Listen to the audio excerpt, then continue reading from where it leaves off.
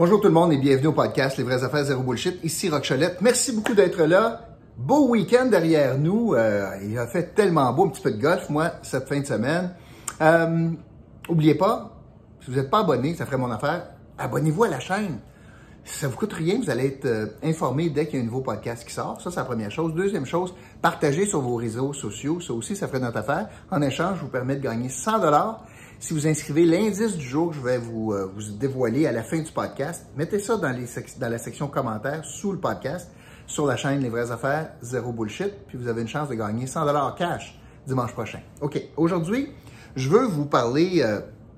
c'est important, là. Je veux vous parler du plan de déconfinement du gouvernement du Québec qui sera annoncé demain, mardi, le 18 à 17h. Je vous dis tout de suite, je serai de retour pour vous commenter le plan de déconfinement demain.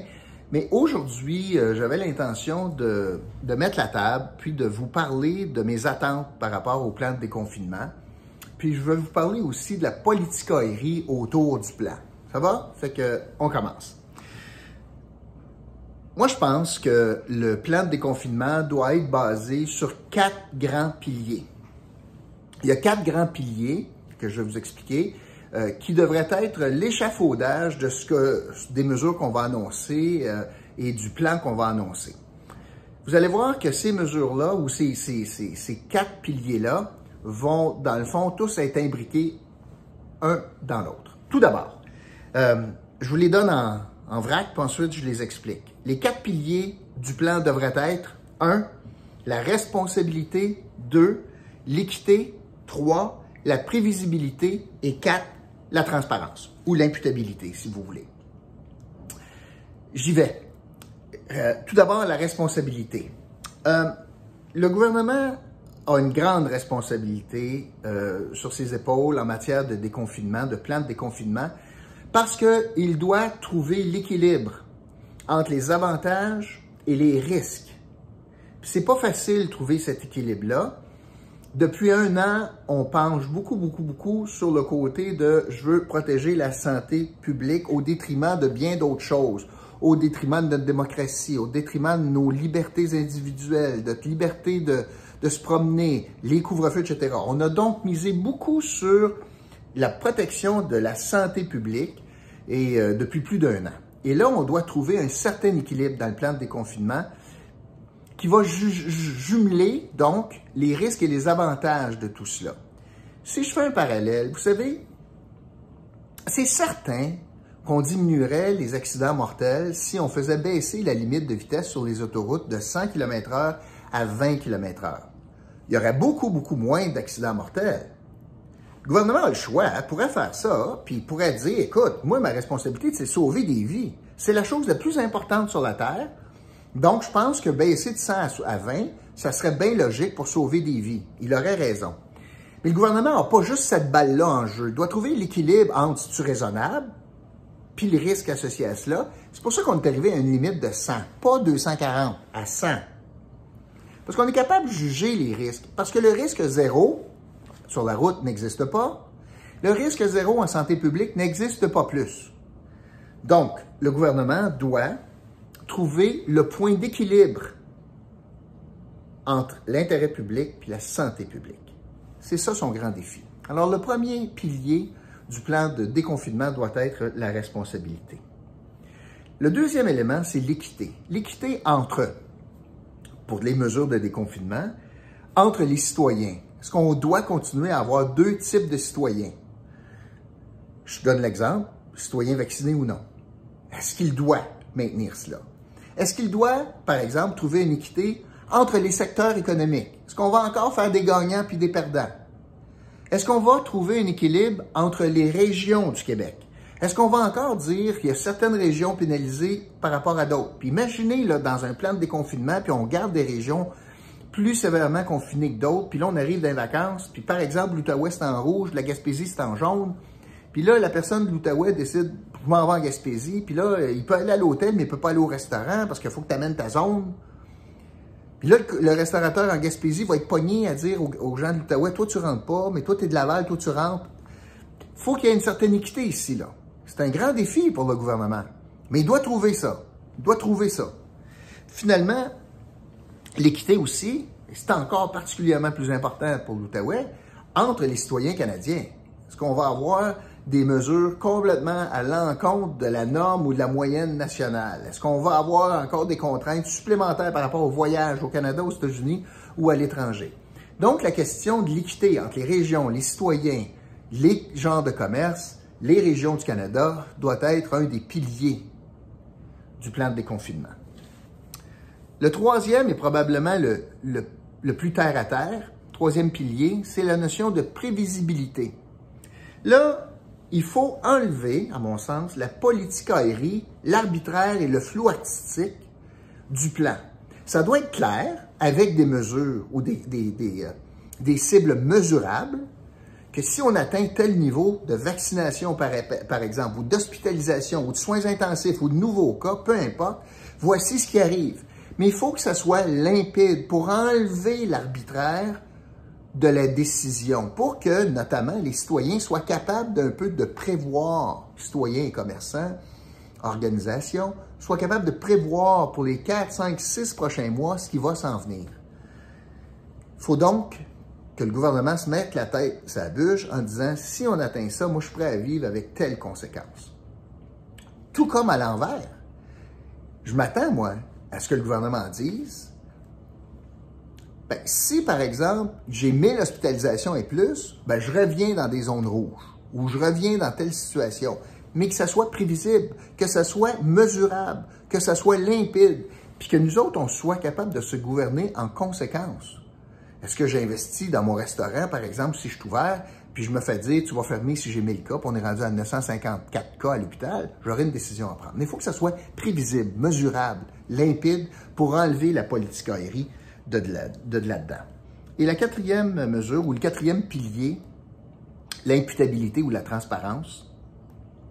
Moi, je m'attends demain, là, et peut-être que je rêve en couleur, là, mais je m'attends et je souhaiterais que lorsqu'on va déposer le plan de déconfinement, en parallèle, on dépose l'avis de la santé publique qui est en lien avec le plan. Moi, je veux savoir si Horacio a été plus sévère dans ses recommandations ou moins sévère. Je veux savoir si M. Legault a écouté à la lettre ou non, Dr Arruda. J'aimerais ça, moi, avoir donc cette indépendance. J'aimerais ça qu'il soit libre de parler demain, lors du point de presse, en disant, moi, je suis en désaccord avec telle mesure que le premier ministre avance aujourd'hui, ou moi, là, il a respecté à 100% la science. Mais j'ai de moins en moins confiance dans le Dr Arruda puis la science, dans le sens que la semaine passée, il nous a dit qu'il gouvernait pas mal en sondage, qu'il trouvait qu'il était pas pire dans ses mesures parce qu'il y avait du monde qui trouvait qu'il était trop soft puis trop dur. Fait que ça veut dire qu'il se trouve dans le milieu puis il est bien content de ça. Moi, je m'attends pas à ça d'un directeur de santé publique. Moi, je m'attends à lui, il gère la balle de la santé publique. Je veux savoir ce que lui recommande pour la santé publique. C'est pas un expert en économie à Trois-Rivières, ce gars-là. Pas plus qu'en Outaouais. J'aimerais ça savoir ce que la santé publique a à dire. Donc, les 4 grands piliers que je m'attends de voir ces 4 piliers-là, avec l'ossature, avec la fondation de ce qu'on va annoncer demain. Je répète, responsabilité, équité, prévisibilité et imputabilité. Parlant d'imputabilité, je veux terminer avec deux sujets plus politiques. On sent, depuis le début de la pandémie, que M. Legault a beaucoup de difficultés avec le débat sur les notions de contraintes, puis de mesures, puis de codes, puis de tout ce qui a trait à la pandémie, là, il n'aime pas ça, débattre de ça. La preuve, c'est qu'il gère par décret. Des décrets, là, c'est quoi? À la différence d'une loi, c'est qu'un décret, ça se fait sur le coin de la table au Conseil des ministres à huis clos, puis voici la décision. Une loi, c'est déposé en public, c'est débattu en public et c'est adopté en public. C'est transparent.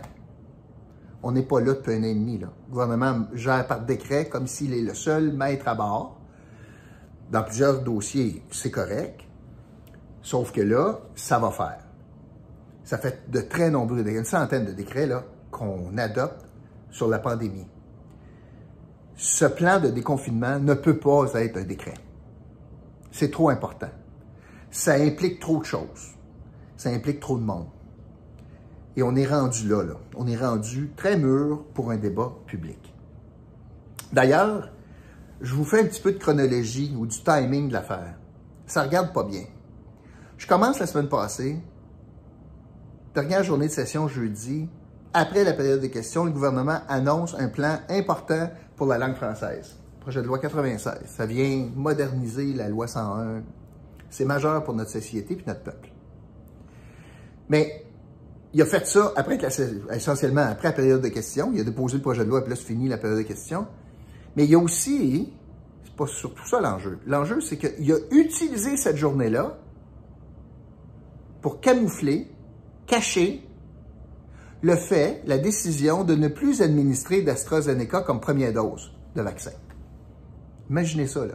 Après la session, donc dernière journée de session la semaine passée, de la semaine, après la période de questions, en même temps qu'un projet de loi excessivement important, on s'en va cacher le fait qu'on m'a fourré, puis on m'a mis de l'AstraZeneca sous de faux prétextes il y a quelques semaines, à telle enseigne qu'on arrête de le donner présentement parce qu'on a assez de Pfizer. Alors qu'on me disait qu'ils étaient tous pareils, les vaccins. On a caché cette information-là dans une journée lourde d'actualité.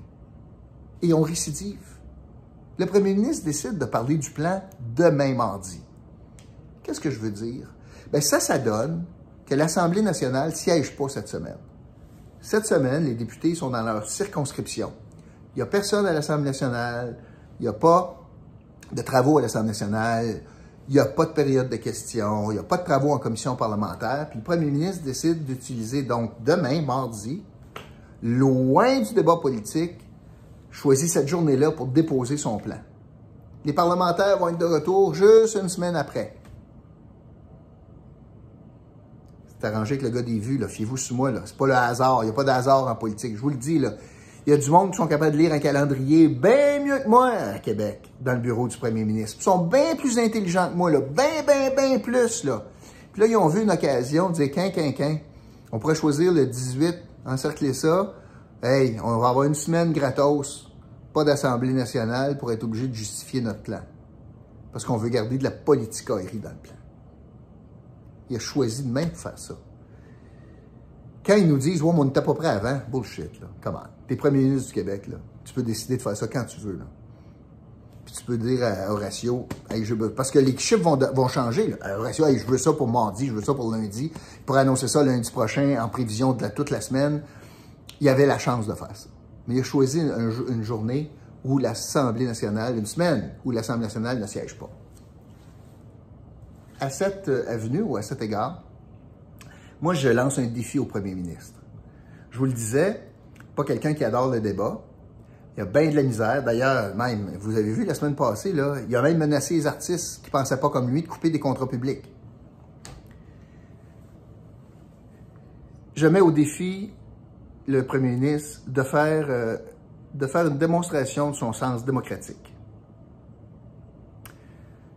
En déposant son plan demain, je l'invite à convoquer, il a le pouvoir de le faire, l'Assemblée nationale en session extraordinaire pour jeudi.